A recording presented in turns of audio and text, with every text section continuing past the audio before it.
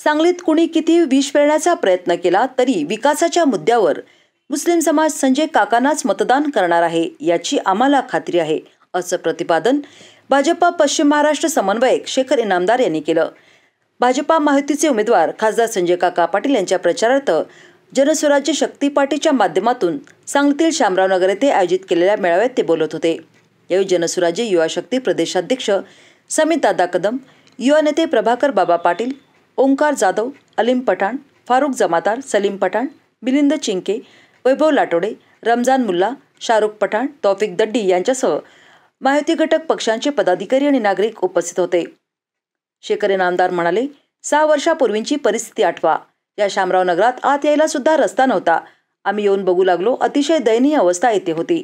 आम्ही खासदार संजय काका आणि आमदार सुधीर गाडगीळ यांच्या माध्यमातून कामाचा धडाका लावला, लाईट रस्ते केले, विविध विकास कामे करत विश्रामबाग सारखा हा भाग विकसित केला।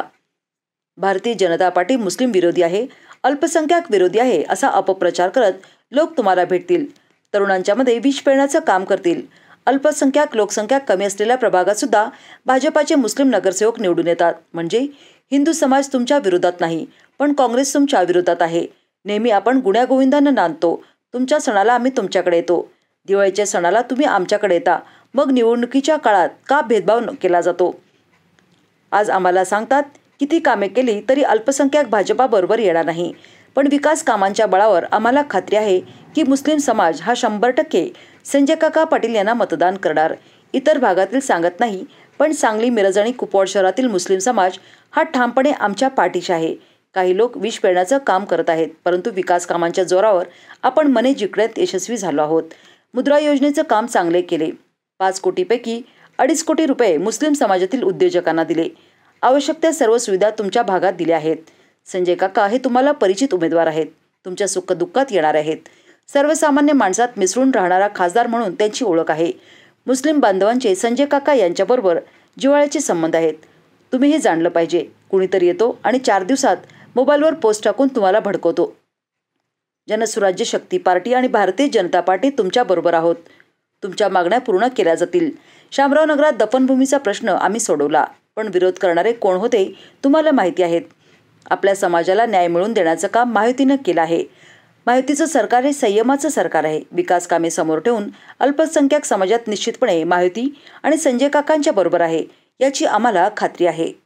माणूस आम्हाला या ठिकाणी द्यायचा आहे। संजय काका पाटील हे तुम्हाला घराघरात सर्वांना परिचित उमेदवार आहेत। सातत्यानं कोणताही सण असू दे, कोणतीही दुःखद घटना असू दे, आनंदाची घटना असू दे, 5 मिनिटात पोहोचणारा खासदार म्हणून संजय काकांच्याकडे आपण या ठिकाणी बघतो।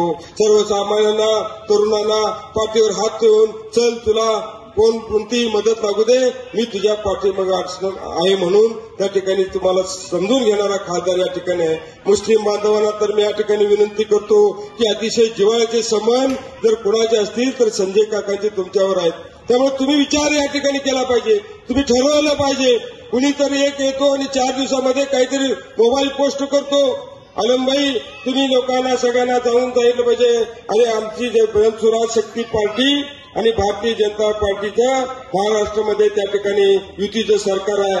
त्यामुळे ह्याची जबाबदारी आहे, तुम्ही जबाबदारी घ्या या लोकांची।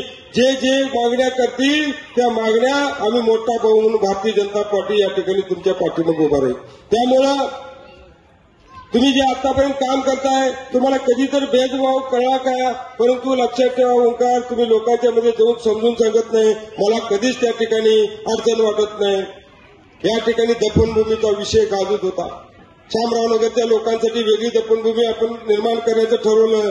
पहिला जर ठराव केला असेल, पहिला जर पाठिंबा दिला असेल तर तो भारतीय जनता पार्टीनं, आणि ज्यांनी विरोध केला ते कोण आहेत ह्याची चौकशी त्या ठिकाणी केलं पाहिजे। त्यामुळे सर्व समाजाला न्याय मिळाला पाहिजे, सर्व समाजामध्ये जर आपण काम केलं पाहिजे, अशा पद्धतीनं भारतीय जनता पार्टी सातत्याने या ठिकाणी काम करते। मला तर या राजकारणामध्ये 32 वर्ष झाली। 32 वर्षामध्ये सर्व समाजाबरोबर या ठिकाणी मी हातात हात घालून काम केलं। मला कधीच त्या ठिकाणी फरक जाणवला नाही, परंतु इलेक्शन पुरतं काही लोक तुमची माती फिरवण्याचं काम त्या ठिकाणी करतायत। मी परवाच एका मौलवीला भेटलो.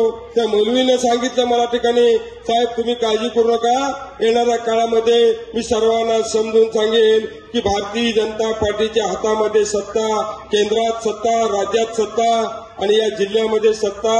तुम्ही अतिशय शांतपणे जगाल, अतिशय सुरक्षित जगाल. मला सांगा 2014 मध्ये आपल्याला भारतीय जनता पार्टीची सत्ता आली. 2014 नंतर मला खरं सांगा, एकही दंगा झाला का, एकही दंगल झाली का? हे शांततेचं आणि संयमाचं सरकार आहे. तुम्हाला धीर देणारं सरकार आहे.